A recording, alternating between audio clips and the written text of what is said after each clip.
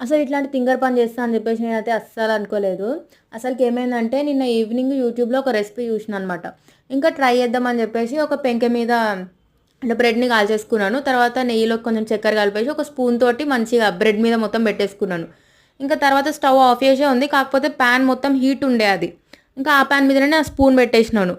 తర్వాత మళ్ళీ pan heat ఉందని చెప్పేసి కూడా నేను గుర్తులేదనమాట నాకు. ఇంకా స్పూన్ మీద చక్కెర ఉందని చెప్పేసి స్పూన్ తీసుకొచ్చుకొని నోట్లో పెట్టుకున్నాను నాలుక మీద.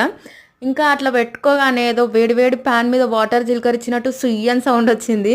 లోపల ఉన్న టేస్ట్ బడ్స్ అన్నీ బయటికి ఇలా గూస్ బంప్స్ లాగా వచ్చేసి మొత్తం ఏదో స్ట్రాబెర్రీ లాగా అయిపోయింది. నాలుక మొత్తం చుక్కలు చుక్కలు వచ్చేసి ఎర్రగా. ఇంక ఇప్పటికి కూడా చాలా మంటలేస్తుందనమాట అది. అయితే ఈరోజు బ్రేక్‌ఫాస్ట్‌లోకి అయితే ఎగ్ పోహా చేసుకున్నాను. ఫస్ట్ అయితే ఇలా అటుకుల్ని కలిపేసుకొని కడిగేసుకోవాలనమాట సారీ.